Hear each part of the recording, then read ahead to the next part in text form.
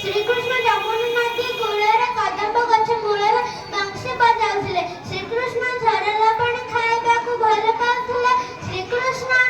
ଶ୍ରୀକୃଷ୍ଣ ପାଦରେ କଠ ଓ ମଥାରେ ମୟୂର ଚନ୍ଦ୍ରିକା ଲଗାଇ ବଣକୁ ଗାଈ ଚରାଇବାକୁ ଯାଉଥିଲେ।